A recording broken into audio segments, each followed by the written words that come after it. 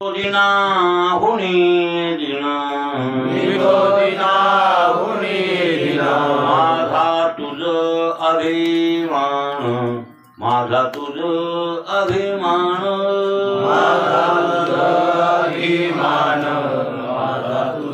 अभिमान तो आलो शरणागत माझे करावे स्वहित माझे करावे स्वहित माझे करावे स्वहित माझे करावे स्वहित दीनानाथा कृपाळुआ दीनानाथा कृपाळुआ सांभाळावी आपुल्या नावा सांभाळावी आपुल्या नावा सांभाळावी आपुल्या नावा सांभाळावी आपुल्या नावा तो आलो शरणागत आलो शरणागत माझे करावे स्वहित माझे करावे स्वहित माझे करावे स्वहित माझे करावे स्वहित तुका म्हणे आता तुका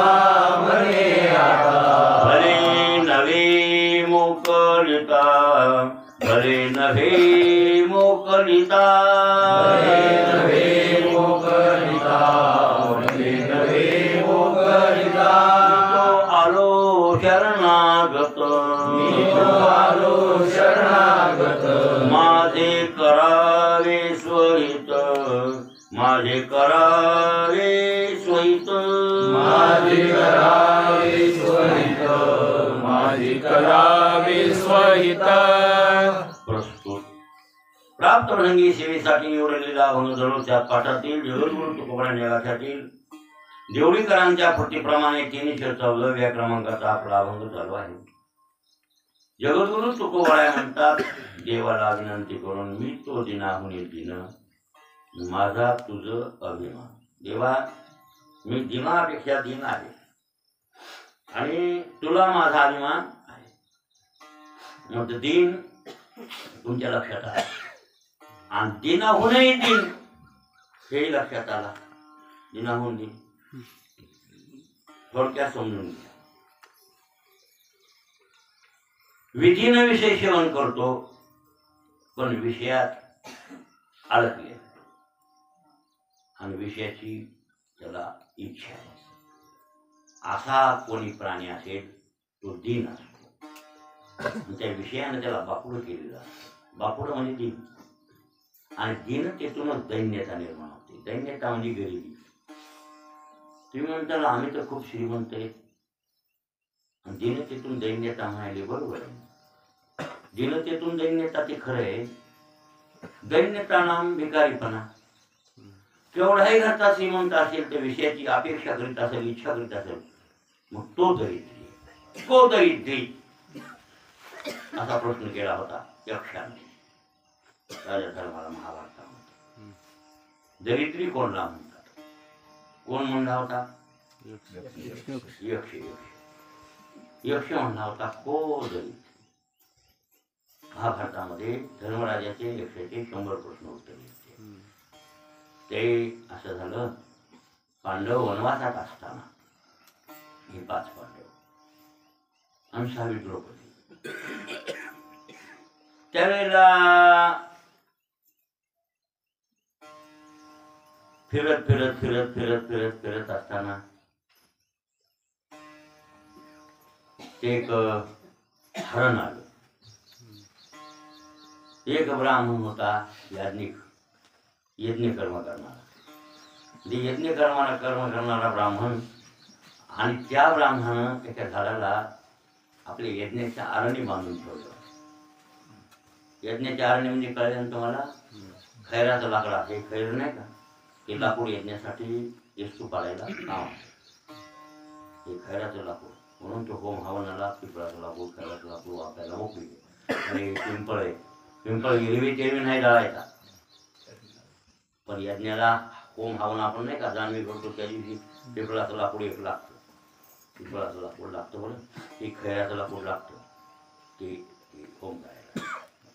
आणि मग त्या आळणी करतात कशाच्या, काष्टाच्या अशा आळणी अशा घासायच्या आणि त्याच्यावर मंत्र म्हणायचे, तिथून इस्तूप तयार करायचा आणि त्या इष्टावर यज्ञ करायचा. अग्निहोत्री ब्राह्मण रोज अग्नीची उपासना करणार.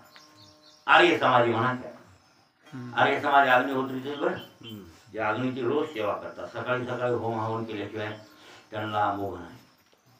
रोज रोज आपला मुंगी डॉक्टर का नाही तिथं होम कुंडच बांधलेले, त्याच्या दवाखान्यात पाहिला होतं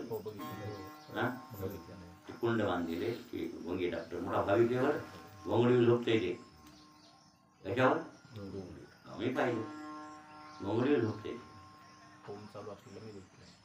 आणि होम करते. तिथं ते आचार्य लावलेले त्याला स्वतःला होत येत नाही मंत्र सगळा सगळे, म्हणून ते आचार्य लावलेले की आणि त्यांचे आचार्य येऊन रोज ते होम हवन करतात. त्याच्यामध्ये तूप टाकतात ते रोज आणि ते अग्नीची सेवा करीत असतात ते आर्य समाधी सगळेच. त्यापैकी जुन्या काळापासून ही अग्नीची सेवा आलेली आहे. अग्नीची सेवा करावी लागते. वैदिकच आहे, जे वेदामध्ये सांगितलेली तसं नावच येत नाही.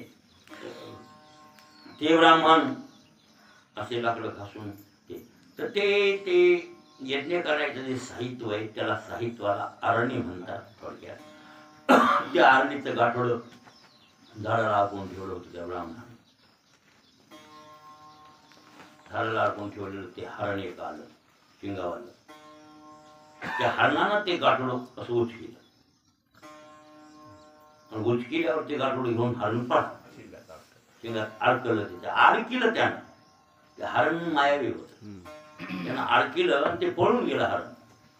ब्राह्मण मागावून आला, अरे बाबा बाबा माझं आरणी काष्टात गडून हरणानं नेलं. हरण राजा धर्मा बघ बघ बघ ते हरणाचं आणि त्या कसंही करून मला त्या आरणी काष्ट आणून दिलाय. अरे बाबा मी तुला शरण आलो. कोण म्हणायलाय? ब्राह्मण. तेवढे ते माझे आणि अग्नी काष्ट जर गेले तर उद्या कशावर मी हे करू, कशावर यज्ञ करू? माझं तर नियम आहे की यज्ञ केल्याशिवाय जेवण करत नाही. धर्माला टिकला आणि भाकू लागला. धर्मराजा म्हणला काही घोर करू नका ब्राह्मणा, मी तुम्हाला तुमचं ते आरणी काष्ट आणून हुडकिलं हरण बसायचा प्रयत्न केला धर्मानं. बघा बघा म्हणजे कुठं हरण आहे ते, कुठं हरण असेल जिथे गेला असेल तिथे ते गटुलं हुडकून ब्राह्मणाला देऊन टाकू. अशी परेशान झाल्यावर सगळ्या तहाना, उन्हाळा दिवस तहाना लागल्या. काय करावं, पाणीचं जंगल आहे. वनवासात होते पांडव 12 वर्षे वनवास, 1 वर्ष अज्ञातवास. वनवासात असताना तहान लागली. आता हे हरण पळालंय, कुठे गेले की काय गेले की, म्हणून ते एका झाडावर होते. म्हणजे बरं काय नकुला वर झाडावर चढवलं. कुठं भोवताल पाणी दिसतंय का बघ, उंचावून दिसतंय पाणी. बरं कुठे तळ बिळ नदी असली तर तिथून पाणी आणता येईल बघ. वरी चढून एक तलाव दिसला. ते खाली उतरला. नकुल काय म्हणला, दादा तिकडं तळ आहे म्हणला. ते तळ दिसायले, पाणी दिसायले लांब, पाणी चमकायले. तिथून पाणी घेऊन येवर म्हणजे कळशीने आणि पाणी प्यायला आपल्याला सगळ्याला. ती कळशी घेऊन गेलो. नकुल गेला त्या तळ्यावर गेल्यावर पाणी बुडवायचं पाती हातात, कळशी तुटली आणि पाणी कळशी बुडवायची म्हणतात. मला तुम्ही आवाज आला. कोण बोलते कोणाच ठाऊक. योग्य होता ते म्हणलं, माझ्या पाण्याला हात लावू नको. माझ्या पाण्याला हात लावलास तर मरून पडशील. अजिबात पाणी नाही घेणार. तरी त्या कोण बोलायला कोणी नाही, पण कोणी असेल ते आपल्याला भाग झाला. ते गोडविली कळशी, गोडविली की मरून ते मेला. ते तिकडत कळशी तिकडत, पाणी तिकडत, कळशी तिकडत, आणणारा तिकडत. पुन्हा धर्मराज वाढवत कसं येणार नको, कसं येणार उशीर झाला, कसं काय वेळ झाला. जाय बरं सहदेवा बघ नकुल कसा तिकडे बसला. बसत नाही नकुल तर, आणि ते तसे बसणारे नव्हतेच ना. कुठेतरी गेलं गमाटा तिकडं का पाणी बसलं, इकडं माणसं ताणलेली मारायली. हो ना, काय काय माणसाला फिकिरच नसते. त्याच्या भान बी नसतं. हे लहान लागले असं आपण पटकून पाणी आणतो, हे काहीच नसतं ते लक्षात. डबे आणाय गेले की तिकडच गेला सहदेव गेला. ते तळ्याच्या टोधानं इकडं असं गेला गेला गेला गेला बाबा गेला गेला मोडून पडले. अरे बाबा काय झालं तो भावाला, बाबा काय झालं, कसा मोडून पडला, त्याला जीव बी नाही, हात बी हलविना, पाय घालविना, निश्चित पडले. तेव्हाच करते मेले मेले कसा झाला, रडू लागला. कोण भाऊ येणे त्याचा रडू लागला. कोणी मारलं माझ्या भावाला, जखम बघावं तर बंदूक मान काही तलवार काही जखम बी नाही. कसं काय झालं असं, कसा मेला तो भाऊ असं वाटतं. असू जाता काय दुसरं भाऊ मेला, तिकडे ताने पाण्यावरून मारायले, त्याला जाऊन मी सांगावून पाणी बी घेऊन जा म्हणून पाण्याला बुडवा गेला. किती आवाज आला, ऐ थांब, माझ्या प्रश्नाची उत्तर दे, माझे 100 प्रश्न आहेत त्याची उत्तर दे. आणि उत्तर देता आले तर पाणी घे, नाही तर मरून पडशील तुझ्या भावावली. आता त्याला प्रश्नाचे उत्तर येत नव्हते. भाऊ तो मरून पडला. मग ते बारी बुडवा गेला की तेही मरून पडला. त्याची गती झाली की भीमदादा तेच पडला. भीमाला पाठविलं, जाय बरं म्हणले. सहदेव बी गेला तिकडंच, हे बी गेला तर तिकडंच. तू जाय बरं काय अर्जुना, तू जाय 3ऱ्या नंबरचा अर्जुन आहे ना, श्रेय क्रमांकानं जा जा जा. अर्जुनाची गती भीमदादाची गती सगळ्याच्या गत्या ते जिकडे गेला तिकडे येईच ना कोणी वापस. धर्मराज मला काय झाला असं भावायचं, 4 भाऊ गेले तर तिकडंच बसले, काय वेळ झाला ते कळत न. स्वतःच द्रौपदी म्हणलं तू इथं बस, मी जातो. स्वतः धर्मराज गेले आणि धर्मराजांना बघितलं 4ही भाऊ मरून पडले.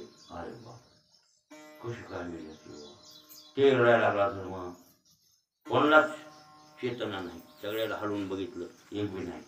हे सगळे गेलेच. म्हणला कसं काय झालं, जखम नाही, काय नाही, बाण नाही, तलवार नाही, युद्ध नाही, एवढे वीर आणि कशी मेले काय की काय करावं. तहान तर खूप लागलेली. आता किती बी माणसाला दुःख झालं तर भाकर तहान काही चुकती का. आणि संडास झाली माणूस मेले, तू संडासला त्याला हो पाहिजे तुला म्हणजे जमते जमते का. इथं माणूस मरून पडलं आणि तू हागायचं म्हणा जमते आल्याव का. आता जावं लागलं नाही सांगा, त्या गोष्टी आवडत नाही का. म्हणून त्याला पाणी पिया म्हणला उंदरीनं. ते पाणी पिता पिता तिकडून आवाज आला, ए पाणी पिऊ नको, माझ्या पाण्याला हात लावला जर तर म्हणून पडेल तुझ्या भावाने. माझे 100 प्रश्नाचं उत्तर दे, तेव्हा पाणी पे. आणि त्यानं मूर्ती प्रगट केली. कोणी ते यक्ष होता. राजा धर्मान बघितलं माणूस यक्ष. आणि काय काय प्रश्न आहेत बाबा तुझे, माणसं कशी मेली आमचे भाऊ. पाणी म्हणजे तुझ्यावरच झालं, पाणी पिऊ नको म्हणलं, हात लावला ते मरून पडले. आणि पाणी वाचून म्हणून मी त्यांना सांगितलं होतं हात न लावता जर गपचीप गेला असतं बरे, नाही तर हात लावला पाणी लागते मरून पडशील. ती ऐकेल ना तुझ्या भावाने मरून पडले, तुझी तीच गती होईल. म्हणजे हा माझे 100 प्रश्न दे, 100 प्रश्न त्याची उत्तर दे, मी तुला पाणी प्यायची मोकळी देतो आणि तुझ्या भावायला जिवंत करतो. राजा धर्म म्हणला, महाराज कोणते प्रश्न आहेत ते मला सांगा, जमलं तर मी उत्तर देईन. मग त्या टायमाला ते 100 प्रश्न केले. किती प्रश्न आहेत ते 100. त्यातला प्रश्न हे एक आहे, कोण दरिद्र, कोण दरिद्री, भिकारी कोण, दरिद्री कोण, असं त्या 100 विचारले बघा. अनेक अमृत कशाला म्हणतात असे अनेक प्रश्न आहेत बरं काय. त्यात अमृत म्हणजे गाईचं दूध अमृत मानले बरं, त्याच्यामध्ये उत्तर येते राजा धर्माचं. कलियुगातलं कोणतंही काय कलियुगात अमृत कोणतं असेल तर गाईचं दूध हे अमृत. असं ते असे एवढे उत्तर आणि एवढे प्रश्न आपल्याला सांगायचं म्हणजे महिना द्यायला लागला त्याच्यात. बरोबर 100 प्रश्न द्यायचे आणि 100 उत्तर आहे. सगळे उत्तर सही धर्मानं दिली. आणि सगळे उत्तर दिल्यावर म्हणजे माझ्या परीक्षेत उत्तरही झाला सगळे. आता पाणी तर पेच, भावायला तुझ्या भावाला जिवंत करतो. चल सांग, तुझ्या एका भावाला जिवंत करतो. मला एक कोणत्या करायचे म्हणला सांग. ते म्हणला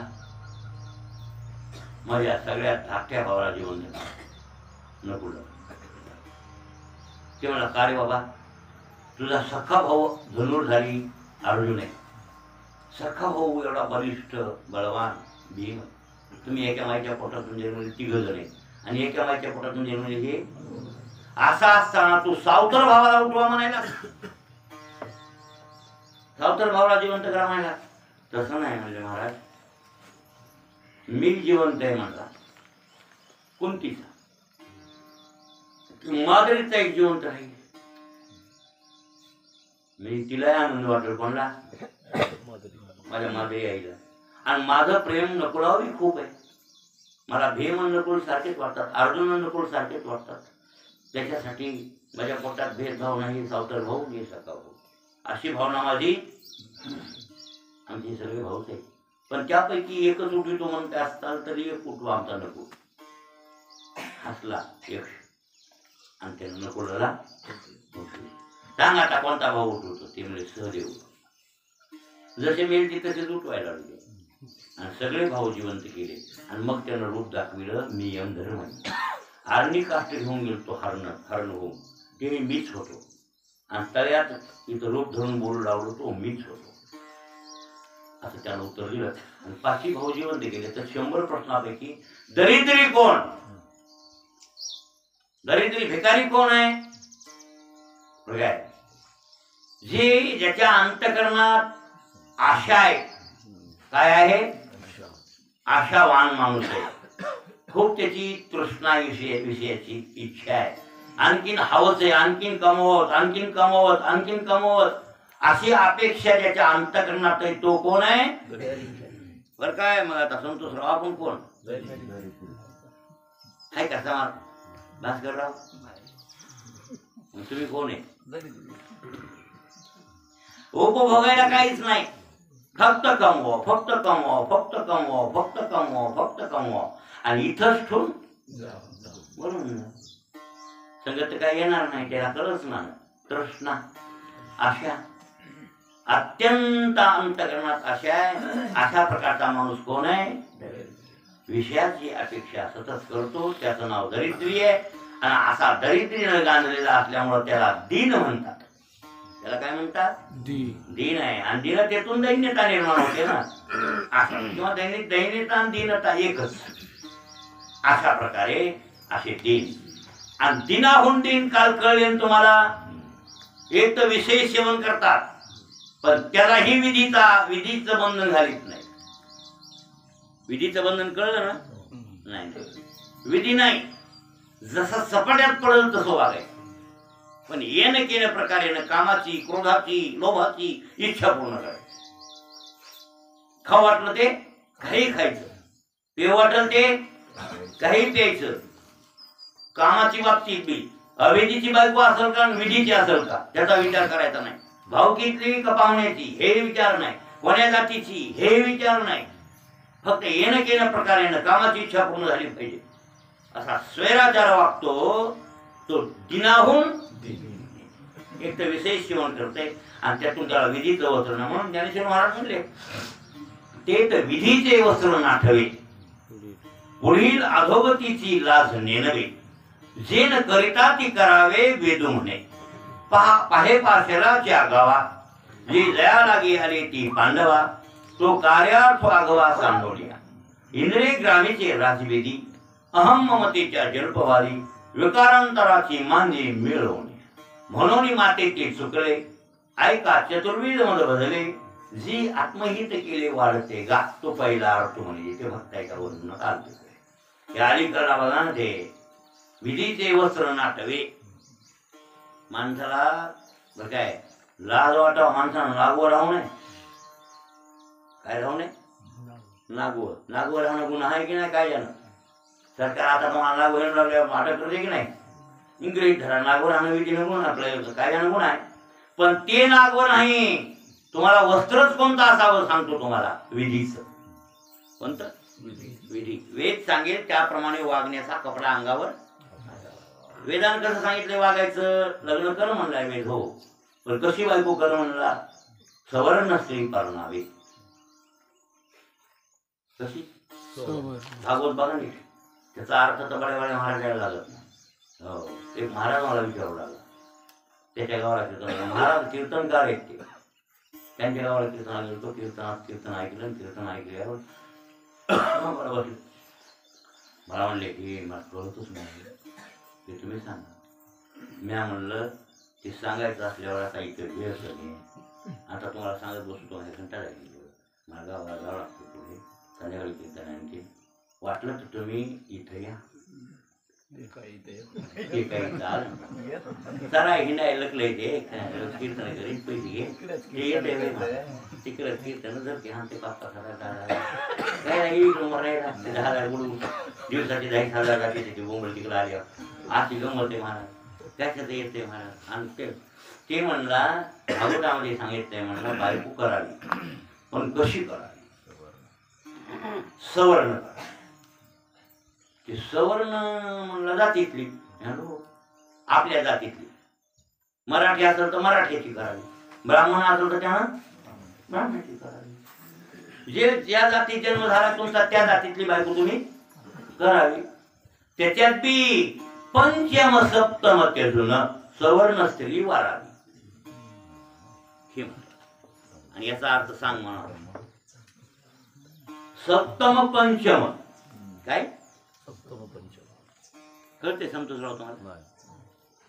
सवर्ण कळली कोणाला रे, कोणत्याही मार्गाला कळली, जातीतली वर्ण नाम जात त्याच्यात आपल्या वर्णातली करावं, ठीक हे कळलं. सप्तम पंचम तेजून, आणि सप्तम पंचम तेजून बायको केल्यावर लेकर लोळे पांगळे जन्मायचा प्रश्नच येत नाही. हे लोळे पांगळे जन्म देत काय, काय जन्म देत माहितीये का, रक्तगटी किती बोंबलाय. मामाची पोरगी भाषाने केली, कुठं जरी कनेक्शन एखाद्या लागल्याशिवाय, कनेक्शन लागते बरं, ते रक्त एक येते आणि रक्त एक आल्यामुळं त्या लेकराव गाबल्यावर परिणाम मग ते पंगू जन्मतो, आंधळे लगडे खुळे काही असं अपंग पोलिओ झालेले. आणि मग डॉक्टर विचारा, डॉक्टर मान्य करतो ही गोष्ट, डॉक्टर म्हणतोय तुमचं नाथ काय हो, अशा मुश्किली व्हायची गरज पडत नाही शास्त्रात ऐकलं. तुम्ही शास्त्रात ऐका तर तुम्हाला ह्याच्या कटकटी वाढणार. सप्तम पंचम तेजून सवर्ण स्त्री हे तुम्ही समजून घ्या आणि मग बायको करा. मग हे कोणतं वस्त्र द्यायला वेळ, विधीचं वस्त्र द्यायला भाऊ, पण आपण टाकले जुगारू. कसं केलं आपण, टाकून दिलं. विधीचे वस्त्र ना ठेवे म्हणजे विधीचं वस्त्र फिरून टाकलं, मग तुम्ही कसे जाणे नागवे का उघडे नागवे. आणि पुढील अधोगतीची लाजणे नव्हे, लाजच वाटायची. आता पुढे अनेक एवढी जन्माला जावं लागल, पुन्हा जन्मावं लागल, पुन्हा मरावं लागल, पुन्हा जन्मावं लागल, पुन्हा मरावं लागल, डुक्कर पुत्र व्हावं लागल आणि पुन्हा नरकाला जावं लागल. ही अधोगतीची लाज वाटाय पाहिजे की नाही तुम्हाला. विधीचं वस्त्र टाकलं म्हणून बिनलाजे झालेत आपण. कसे झालोत आपण बिनलाजे, लाजच नाही आपल्या चित्तात. म्हणून ज्ञानेश्वर महाराज म्हणले ते विधीचे वस्त्र नाटवे, पुढील अधोगतीची लाज नेनवे, आणि जे न करिता ते करावे वेदू म्हणे. बाहेर पाशराच्या गावा, या गावाला आले देवरूपी गावाला, जे जयालागी आले ती पांडवा. कशासाठी आले मनुष्य याला, देव मिळविण्यासाठी म्हणजे मोक्ष मिळविण्यासाठी. जे जयालागी आले ती पांडवा, तो कार्यार्थ आगवा सांडोड्या. ते सगळं काम सोडून दिलं बरं का. इंद्रिय ग्रामीचे राजविधी, हे इंद्रिय रूपी गाव आहे आणि ह्या गावातल्या इंद्रिय रूपी रस्त्यानं, राजविधी म्हणजे राज रस्ते, इंद्रिय रूपी राज रस्त्यानं इंद्रिय ग्रामीचे राजविधी. अहम ममतेच्या जल्पवादी, मी आणि माझं, मी आणि विकारांतराची मांदी मिळवून. हे सगळे विकार, षडविकार तुम्हाला सांगितलं, काम क्रोध लोभ मद मत्सर अहंकार, हे सगळे विकार, आशा मनशा तृष्णा इच्छा वासना, ह्या उर्मी, या सगळ्या मिळविल्या विकारांतराची मांदी मिळवून. मग चुकले म्हणून ऐका, ते चुकले माते, ते चुकले मला, ते चुकले अर्जुना, नागवे उघडे पडले, असे दिनाहून दिन झाले. तुम्ही आम्ही कसे झाले, दिनाहून दिन.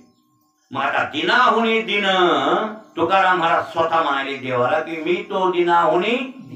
मग तुकाराम महाराज असे होते का, आपला प्रश्न हा आहे. महाराज म्हणतात आपलं मला चौथा दिवस आहे काय अभंगात, दिन दिन कारण ते दिनच ना, दिनाहून दिन चालू आहे आपलं किंवा झालंय. मग महाराजात आता मग महाराज म्हणतील की मी दिनाहून दिन देवा करते ग्लानी वाकायले. मग महाराज दिन होते का आणि दिनाहून दिन होते का?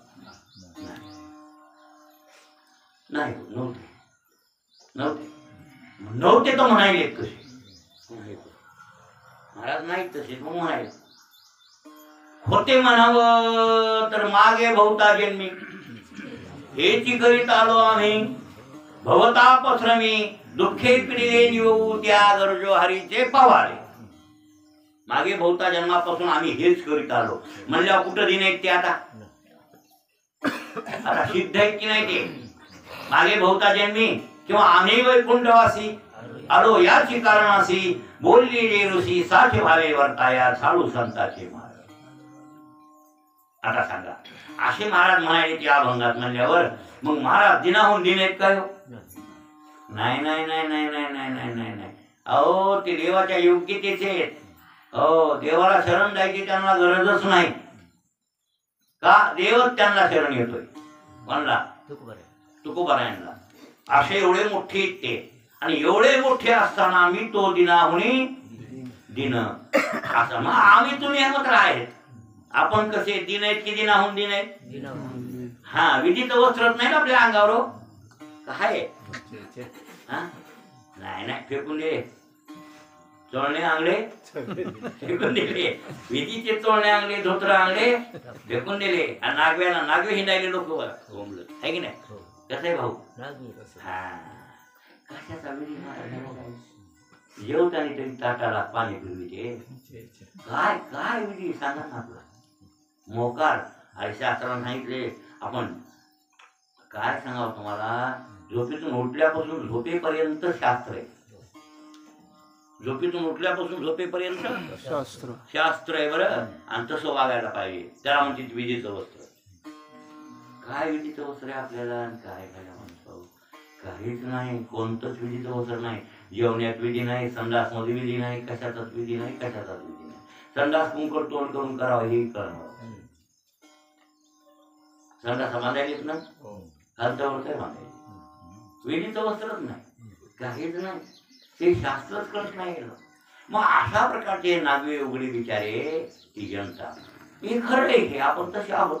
पण महाराज तसे नाही, तसे नाहीत महाराज. आणि बऱ्याच ठिकाणी असे महाराज म्हणले की काय माया मोहदाळी होतो सापडला पर्या विठ्ठला कृपाळी काढून लोक आहे निराळा किंवा काय मुक्तावस्थेतून बोलले काय काहीच मी नव्हे कोणीही गावीचा एकला ठाईचा ठाई एक नाही जात कोठे येत फिरून या अवघीची वायावी न बोल.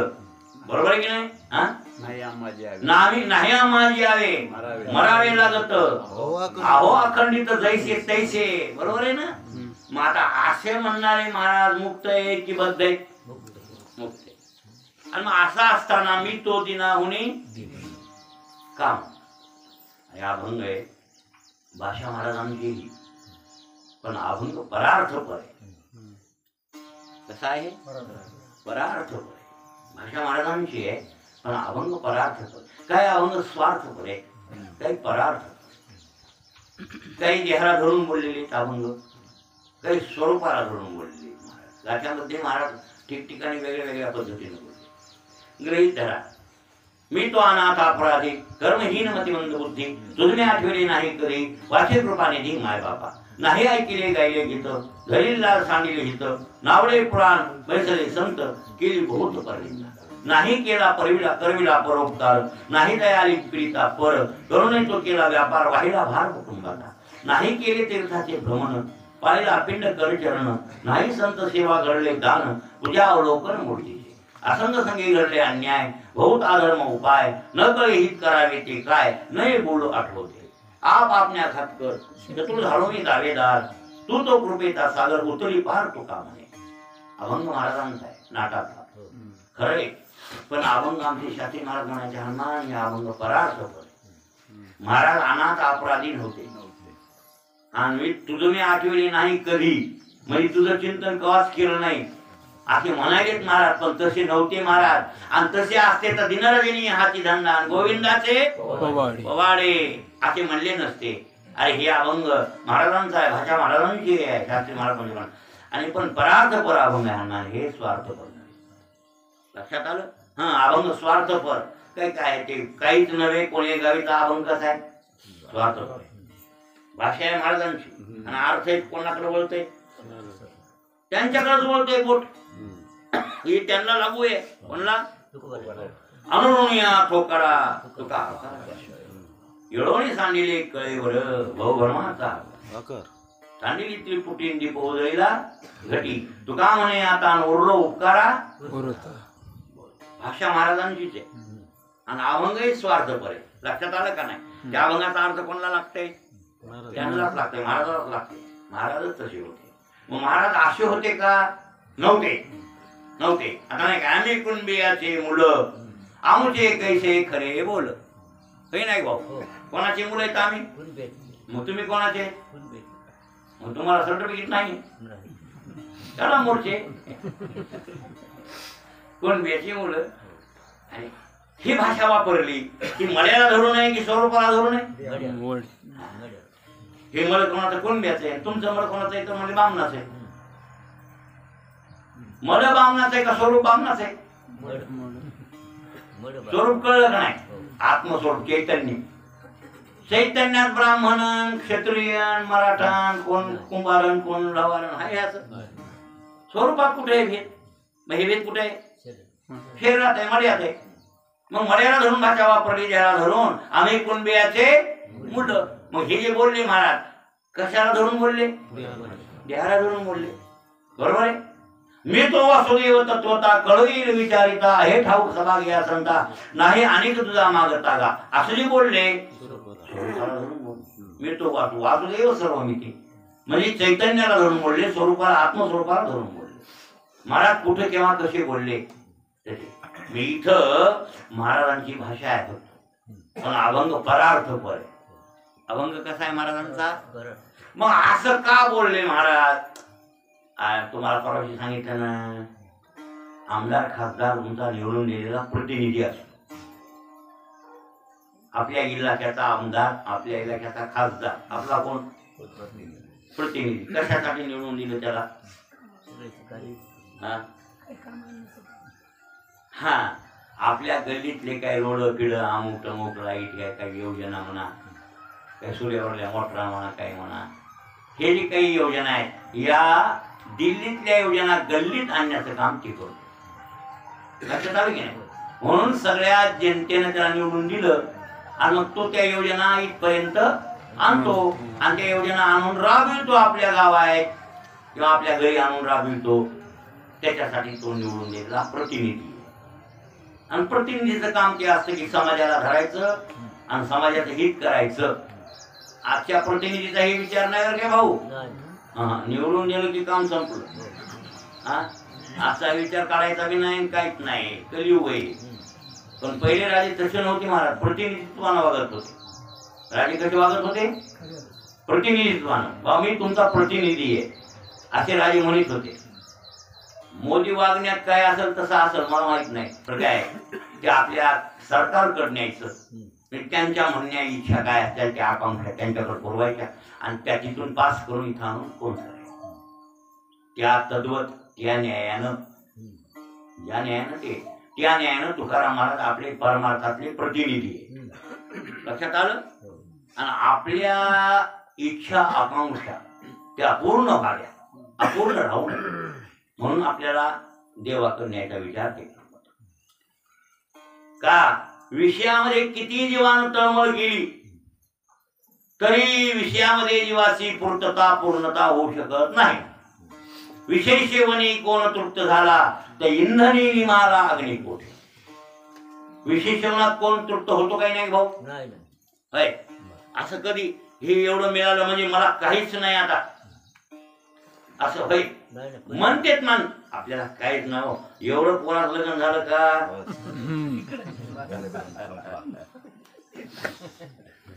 बरोबर भास्कर? काहीच नाही ना.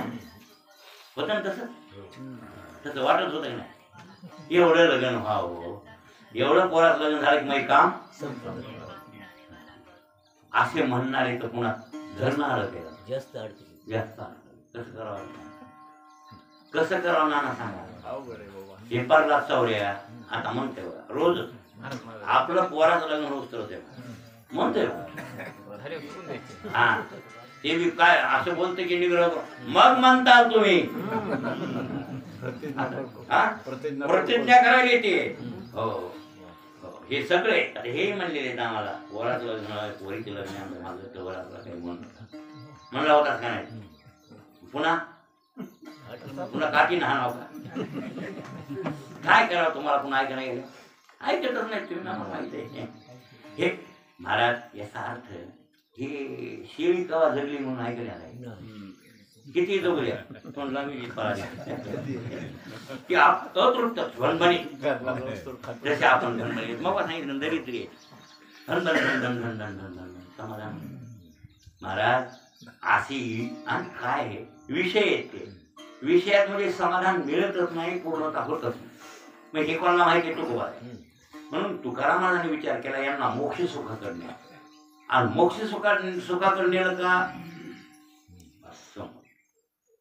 काय करायचंय कर्तव्य शिल्लक राहत मग चौथय असे ठाई काहीच करणे नाही म्हणून भक्तांना माझी पाहिजे त्याला काही करण्याची गरज शिल्लक राहत नाही मोक्ष मिळविल्यावर. लक्षात आलं. आणि मोक्ष तिकडं जाऊन मिळतो त्याचं स्वरूप कळल्यावर. त्याचं स्वरूप कळणे म्हणजे मोक्ष आहे ना. मग त्याच्यासाठी त्याची शरणागती करणं कोणाची ईश्वराची गरजेचं आहे. ईश्वराची शरणागती केली की त्याला दया येते परमेश्वराला दया येते शरणागती केल्यावर. आणि परमेश्वर आपल्याला संतांच्या हातात देतो. कोणाच्या हातात देतो बघा बघा त्याचा उद्धार करा त्याला माझा आत्मस्वरूप कळवून द्या त्याला मुक्त करा अशी दया त्याला येते देवाला. आणि मग देव संताकडे आपला हवाला देतो म्हणतो. कारण मला विनंती केली ना मागणी येते एक तुझं प्रती आहे देशील तरी पाहे या संताची निरवी हेची मदत या संताशी निरवी म्हणजे संतांच्या हातात मला दे स्वाधीन कर. निरवी म्हणजे हवाली कर देवा की बघा बघा या तुकारामाला सांभाळा असं तू म्हण. या संताशी निरवी हेची मदत देई अनेक तुझे काही न मागो तुझं तुका म्हणे आता उदार तू होई आणि मदत ठेवी पायी संताची निरवीन मदत ठेवी पायी एकच आहे बरं. जरी वेगळं वेगळं बोलले असले तर ते व्यक्ती एकच आहे. येणं केनं प्रकारे ना संताकडे स्वाधीन कर. आणि संताकडे स्वाधीन केलं की मग काय होतंय बरं काय आम्ही तुम्ही पिढोजीने दोन्ही वारती एकाने. लक्षात आलं की नाही भाऊ. पडोनी राहिली ये ठाई उगाची संताची पायी न मागे न करी काही तुझी आन गा विठोबा पांडुरंगा तुझी शपथ आहे मी पडून त्या ठिकाणी राहील. कोणाच्या ठिकाणी संतांच्या. मग संतांच्या घरी पडून राहील त्यांच्या पायापाशी पडून राहील उगा कुण्या गोविंद्यानं. मग काय होईल आम्ही पिढो आम्ही तुम्ही पिढो येणे तर दोन्ही वारती एकाने. मलाही गरज आहे तुझ्या म्हणजे स्वरूपाची आणि तुला गरज आहे संताची. मग तू संताची गरज असल्यामुळे तिथं राहणार आणि तिथं संतापाशी तू राहिल्यामुळे मला तूही मिळणार. म्हणजे आम्ही पिढू आम्ही तुम्ही पिढो जेणे तुलाही संतांचा वियोग आहे म्हणजे संयोग व्हा वाटते आणि आम्हाला तुझा संयोग संतांचा संयोग व्हा वाटते. मग दोघांचे काम होईल. आम्ही तुम्ही पिढो जेणे तर दोन्ही वारती त्याच्यासाठी महाराज देवाची शरणागती जीवानं केली पाहिजे. देवाची शरणागती जीवानं करावी. हो पूर्णाची शरणागती अपूर्णानं करावी. सिद्धाची शरणागती साधकानं करावी आणि मुक्ताची शरणागती बद्धानं करावी. लक्षात आलं. त्याच्यात त्याला फल प्राप्ती आहे असा त्याचा. तुकाराम महाराज इथं दिनाहुने दिन माझा तूच अभिमान. मी दिनाहून दिन आहे आणि तुला माझा अभिमान आहे. मग आता दिन लोकांचा देवाला अभिमान बरं का. तुकाराम महाराज दिन नाहीत पण आपले प्रतिनिधी म्हणलो ना. मग आपले प्रतिनिधित्वानं काम करायले मग आपण दिन दुबळे. माझ्या दिन दुबळ्याचा वाली कोण आहे. नाही नाही नाही नारायण नारायण देव देव. त्या देव दिना कृपा करतो बरं म्हणून त्याला अभिमान आहे आपला बी. कोणाचा दिनांचा अभिमान आहे म्हणून त्याचं नाव आहे दीनानाथ. पुढे नावे दिलीत ना त्याला दीनानाथा तुळपाळोवा हे तिसऱ्या चरणात नाव आलंय की आपलं चरण चालू आहे, पहिलं चरण चालू आहे, मी तो दिना होणे दिन आणि माझा तुझं अभिमान. आता तुम्ही म्हणता त्याला का अभिमान आहे? सांगतो तुम्हाला. जशी लेकराच्या कौतुकाची आईला अपेक्षा असते, बरोबर आहे. देवानं 83,99,999 योनी निर्माण केली आणि सगळ्याकडे बघितलं जन्मात, म्हणजे सगळ्याला निर्माण करून त्या ईश्वरानं बघितलं तर इतक्या योनीकडे म्हणला पण या योनीतली एकही योनी मला ओळखणारी हे सगळे अज्ञानी कुत्र मांजर डुकर काय पापळ्या मोकळ्या काय देव कळते यायला, बैलायला मुसळायला कळते का देव? काय उपयोग मला हे जनता निर्माण केली एवढी आणि हे ह्याच्यातलं मला कोणीच ओळखीत नाही कर्त्याला, आणि कर्त्याला ओळखीत नाही तर आनंद काय येणार भाऊ? हा खरं सांगा, कमाई कराव आणि कमाई केल्यावर घरच्या कुटुंबातल्या म्हणावं काय वा आमचे मालक लय कमी मिळते ना, मग मालकाला बरं वाटेल का नाही? नाही म्हणा भाई ओळखाव का नाही हो तुमच्या कष्टायला का नाही? पण ते ओळखीत येत का? काय म्हणते? नाही पाटील एवढ्या तुम्ही तळवली नाही म्हणाले काऊन धरणार? जाणून आले कोण मागे पब्लिक वळगाव का नाही तुम्हाला? खरे हा तुम्ही काय केलं, कसे कष्ट केले आणि कसं कमविलं हे असे जाण त्यांच्या अंतर्गत असावी की नाही भाऊ? आणि मग तुम्हाला बरं वाटेल की नाही? उलट ते असे म्हणायचे पण आताची माणसं काय कोणीही करताय आपण केलंच नाही म्हणायची गरज नाही, कोणी नटायची गरज नाही, काहीच नाही. आपण काय काहीच केलं. श्रीरामदादा तसेच आहे, काय त्या पिठावर एवढ्याच नाही बरोबर विचारावर ते काय त्या पिठावर लिहिते आम्ही काहीच केलं नाही बाबा, काही कमी नाही काय असे बरेचसे मानते. हा एवढंच आहे ते हात त्याला सांभाळलं इतकं, आणि मला तर वाटते कम्युनिकेशन सांभाळणं अवघड आहे. कसं कम्युनिकेशन अवघड का सांभाळणं अवघड? सांभाळणं अवघड आहे मला, ते सांभाळता आलं पाहिजे. धन कमवायला कसं असते, गरिबीतून आलेलं असते ते कमी राहतो, त्याला जाण असते. ह्याला आई त्याला काय जाणे डोंबल्याची म्हणजे माजून जाते आईचं फुकटचं आणि फुकटचं फुकून टाकते. पण नाही एखादा सांभाळते मग सांभाळण्याला किंमत आहे. पण काही नाही, पण करणाऱ्या लोकांना म्हणायचे म्हणा पोरं हो, जर कधी म्हणलं ना म्हातारी ती सासू सासरे जर म्हणले ना इतकं केलं आणि तुम्ही असं तर ते म्हणायचं कोणीही करतायत का तुम्हीच केलं असं म्हणायलेच मग बरोबर की नाही? मग कसं वाटलं त्यांना? मग तसं देवाला वाटलं किंवा हे सगळे निर्माण केले आणि हे मला ओळखू शकत नाही म्हणजे काय उपयोग आहे लोकांचा, या जनतेचा उपयोग काय? आणि म्हणून त्यानं मनुष्य जन्म निर्माण केला. भागवतामध्ये कृष्ण परमात्मा सांगायचे उद्धवाला, मी त्याच्यासाठी नाथ महाराजांनी सुंदर वर्णन केले. 84 लक्ष योनी चढवणी पाहे परतोनी तो निजात्म प्राप्ती लागोनी न देखी कोणी आली काय? 84 लक्ष योनी चढवणी पाहे परतोनी म्हणजे निर्माण केल्याने देवानं मागं फिरून त्यांच्याकडे, पण निजात्म प्राप्ती म्हणजे माझी प्राप्ती करून घेणारा एकही नाही असं देवाला लक्षात आलं. आणि मग देवानं हे पुतळा निर्माण केला. कोणता? माणूस. माणसाचा पुतळा निर्माण केल्यावर त्याला ज्ञान दिलं, त्याला जाणण्यासाठी त्याच्या डोक्यात काय दिलं? आणि ते ज्ञान देऊन ते जर विषयाकडे चरवणी घाली ते ज्ञान तर देवाला दुःख होते. आणि त्याला जर ओळखू लागले त्याला आनंद वाटतो, त्याचा अभिमान धरतो. कोणाचा? अशा दिनांचा. विषयाची सुखाची इच्छा आहे हो, विषयातून तरी त्याला काय मिळवावं वाटते? सुख. पण ती सुख त्याच्यात नाही त्याला कळत नाही, रस्ता चुकलेला असते. मग अशा चुकलेल्या रस्त्यावाल्याला ते आपलं आत्मस्वरूप खरं सुख दाखवण्याचा प्रयत्न करते देव. पण तुम्ही शरणागती केली तर बरोबर आहे की नाही? हा का तुम्हाला लेकराला माय पाजील हो, लेकराला माय पाचते पण केव्हा रडव लेकरांना रडावं लागेल की नाही भाऊ? तसं तुम्ही त्याला हाका मारावा लागेल की नाही पांडुरंगाला? हा मग का हाका मारल्या का आपण हा मारतोच मग केव्हा संकट पाहिल्या कोणतं ती संकट निवारण हे कर काय जेव्हा काय आबाळ आलं लय बायकोला आता कॅन्सर झाला कसं तो हे आबाळच आहे की नाही आता चांगलं हा चांगलं आबाळ आहे हे मोठं आबाळ आलं बायकोला कॅन्सर झाला आणि ह्याच्यावर काय आलं आबाळ आलं आता ह्याच्यावर आबाळ आलं आणि मग ती बायको मेल्या त्याला पुढे मी कसं होईल मदत तिच्याशिवाय मला कसं कर मग असं केलं लक्षात येते होय पाटील मग असा आबाळ आल्यावर देवाला हा का आणि ते म्हणते बायकोसाठी मारायला समाजासाठी मारायला ते बोल हुशार आहे ते काय येणार का काय अरे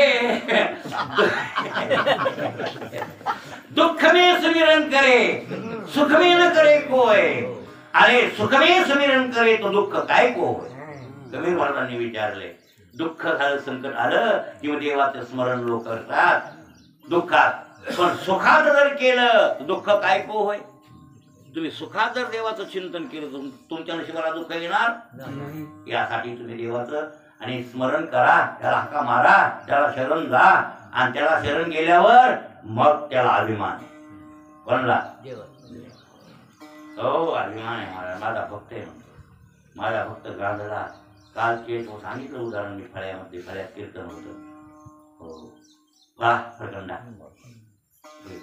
गजेंद्रांना हाका मारल्यावर आले नाही आले की महाराज आले की नाही भाऊ तुमच्या रामायणात आहे ना भागवतातला विषय भावाला रामायणात आलाय ना गजेंद्र पाख्यान गजेंद्रचा उद्धार देवाने केला की नाही हा गजेंद्रांना हाका मारल्या उद्धार केला बरोबर आहे त्याला विमानात बसून वैकुंठाला नेलं तुम्ही सांगतात ना रामायणात हा मग ही कथा भागवतातली का रामायणातली आहे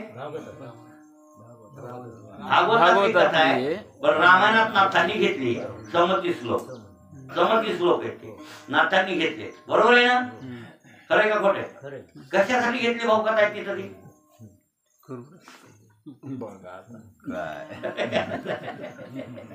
भाऊ आता भाऊला संकट पडलं बघा बघा ज्ञानबा सांगा हे रामायणाची आई पकडायची लंका सोन्याची लंका हा लंकेवर फाटा ठेवला नाही लंका हनुमंतरायनं जाळल्यावर काळी व्हाव तो पिवळी कशी झाली सोन्याची घर ओतलेली सोनं कुठून आलं म्हणजे फाटा होता त्रिकुटावर ते आणून कोणी ठेवला तिथून फाटा सांगावं लागला म्हणजे त्या फाट्यासाठी मागलची कथा सांगावं लागली भागवतातली अष्टमस्कंदातली कथा रामायणात सांगितली लक्षात आलं मग गजेंद्रानं हाका मारल्या तर कनवाळू कृपाळू काय भक्ताला येईन मुनी आणि गजेंद्राचा धावा तो केला विठाई धावून आली आणि विठाई धावून येऊन आणि त्या गजेंद्राचा धावा करून गजेंद्राला उद्धरलं म्हणजे अभिमान आहे की नाही मग भक्ताचा दिन लोकांचा अभिमान आहे त्याला बोलला देवाला पण दिन तसा अर्थ स्वरानं हाका मारितच नाही अर्थ स्वरानं हाका मारावे अर्थ स्वराने कळलं का मला तुझ्याशिवाय कोणी नाही त्याचं पाटील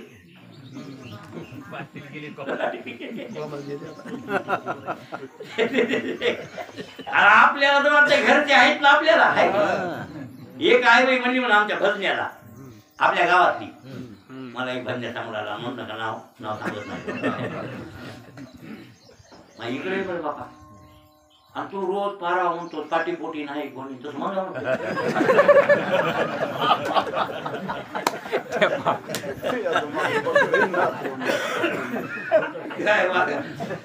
तिला काय करायचं कळतंय का अर्थ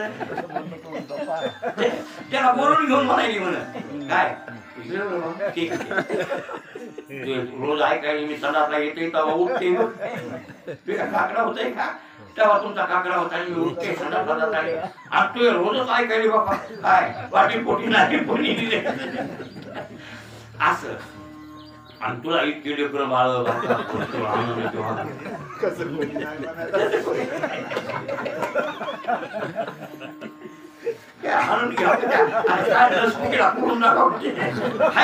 घ्या काय बोलावं तिला कळतच नाही सांगा बरं पाठी पोटी नाही काय करायचे तू काय हे उतारा करायचा काय पाठी पोटी सांगा ना जन्माला आले आपल्या पोटाला आणि आपण स्वाभिमान त्याच्या धरला आणि ते जर वाईट वागले तर नरकाला घालते महाराज ते. माईचे 21 कुळ्या बापाच्या मूर्ती 42 जाती नाक कान. आंबोला केला जरी धावे मन तर मूर्ती 42 जाती नाक कान. बरोबर आहे की नाही? मला वाटतं कोणता घडे दुरुळ आंबुला केला गवाई. दुरुळ आंबुला केला गवाई ब्रह्मादिका तो न फळीत आहे. हालू नये चालू नये जरा बरा काही आंबुला केला जरी धावे मन मूर्ती 42 जाती नाक कान. बरोबर आहे ना? हा विठ्ठलची नाव आहे बरं. नवरा कोणता आहे? विठ्ठल नवरा आहे. आणि ते नवरा करून जर तुम्ही अनाचार केला वागले तर तुमचे 42 कुळ्या माईच्या 21 बापाच्या दोन्ही कळ्या 42 कुळ्या नरकाला जातात. असा उतारा हळून काय फायदा आहे सांगा ना तुम्ही. सांगा काय फायदा आहे? काय पाठीपोटी? मग शास्त्रकाराने याच्याशी सांगितलं गाढवीन आणि सिंहीन. गाढवीन सिंहीनला एकच पिलू आणि ती त्या जाळीत जर बसली झोरपाड आहे जाळी असते त्या सिंहाची जाळी त्याच्यात बसली तिचं पोरग दरवाजाला खेळू लागलं ती बिनघोर झोप काढती. कोणती? सिंह. तिला माहिती आहे आपला बसवला दरवाजात आहे मला कोणालाच येऊ देत नाही. बरोबर आहे नाही भाऊ? निर्भय सोपी सिंही सोयी ती वेगळी म्हणजे पिल्लेच्या जीवावर ती निर्भय राहते. आणि गाढविणीचे 10 किल्ले संघ पण वाळूची कोणी बोकांडी उतरली दशमी पुत्रेन भारम होती रासरी. 10 मुलं येत तिला तर वज मात्र पाठीवर बसतात. तसं तुमचं आमचं कामही नाही. हे असा उतारा आपण निर्माण करून तुला काय उलटा आपल्याला आपण परमार्थात आपलो तर त्याचा स्वाभिमान धरल्यावर नरकाला जावं लागतंय. म्हणून पिदाळ्या खादाळ्या गाबड्याचा अभिमान धर जाऊ नका म्हणजे पोरं म्हणून लोक करू नका. हा परमार्थातला असला ते तरी चांगला. परमार्थातला असला उद्धार करणारा का हे आमचा मुलगा आहे म्हणून छातीवर हात ठेवून जरा बोला. आणि पिदाळ भेदाळा असल्यावर मग कसं काय म्हणावं लागतो. मनावर नाही म्हणतात तुम्ही हो तुमचं अंतकरण बोलतंय ते नाही तर म्हणायला पाहिजे महाराज. हा काय उपयोग काय मला सांगा ना. म्हणून आपल्या गावड्याचा उपयोग नाही आहे. जे पिदाळे खदाळे हे नरकाला घातल्याशिवाय राहत नाही कुठे कळलं. आणि मग काय पाठीपोटी नाही कोणी निरवी सजन सांगता तुकाराम महाराज म्हणले काय चुकलं का मग ते पाठीपोटी नाही काय करतात पाठीपोटी नाही कोणी निरवी सजन सांगता म्हणजे मला कोणाकडे घाल संतांकडे घाल. याचा अर्थ म्हणजे हे तुम्हाला तुम्ही यांच्या आश्रयावर बसता पण हे तुमच्या कामाचे निर्वाणीचा एक पालुड निर्वाणीचा एक तुका म्हणे तुला सोडविना कोणी एका चक्र पाणी तुका म्हणे माझी नवतील कोणी एका चक्र पाणी. त्याच्याशिवाय कोणीच नाही आपल्याला हो. हे कोणी कामाचे नाही. तो पुत्रबंधू कांता संपत्तीचे किती बोंबळून सांगावं संतायन काय कर डोसके पीठ झाले संतायचे तरी तुम्ही ऐकणार. किती भाऱ्या बोंबला होते सांगा किती सांगितलं ते ना. अंतकाळी कोणी नाही वा सांगाती साधू ते संगती हरी जोडे है ना. किती बोलले बरं. अनेक यातना यम करविलं ते कोण सोडविलं ते तुला किती बोलावं संतायनं किती शिकवावं. पण आपला आधार या लोकांवरला सुटत नाही. यांचाच आधार आपल्याला वाटतो लेकरा बाळायचा बायका पोरायचा. पण तसं नव्हे. शरण देवाला गेलं पाहिजे. शरण देवाशी जाता भले तुकार म्हणे एका अंगात म्हणले शरण देवाशी जाता भले. असं शरण देवाला जावं आणि मग देवाला शरण गेल्यावर परमात्मा दिनाचा कैवाल्य आणि अभिमान धरते. म्हणून तुकाराम हलवा बोल बोल 5 मिनिट आगाव कधीच नाही होत बघा. 7 मिनिटं आगाव किती नाही कळालंच नाही मला. ते बोलण्यात कळालं नाही गड्या. 7 मिनिटं चुकून झाले नाही तर होतच नाही. प्रवचनात 1 मिनिट आगाव होणार नाही. 1 मिनिट सुरुवात त्याच टाळाला होईल आणि सांगता म्हणजे कुंडली मिनिटात 8 मिनिटात इथं 7 मिनिटं आगाव येईल. बाई मी केली नसपकी हो काय कळायला महाराज काय कळायला मला येऊन सांगू लागलो होते आपल्या गावचा भजन्या. मला अशीच म्हणली मला फलानी कापू कापडा खूप ठेवलं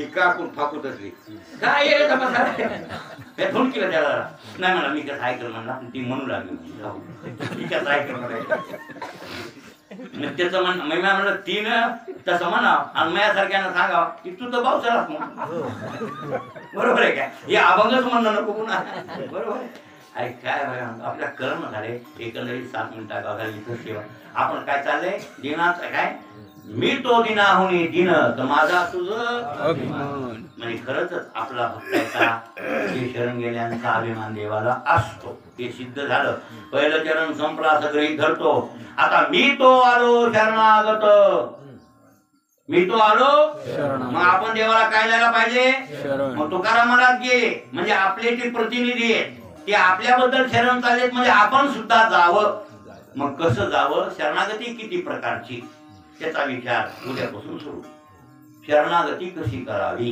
किती प्रकार शरणागतीत आहेत तिचं स्पष्टीकरण रूपानं विवेचन करू उद्यापासून पुंडलिका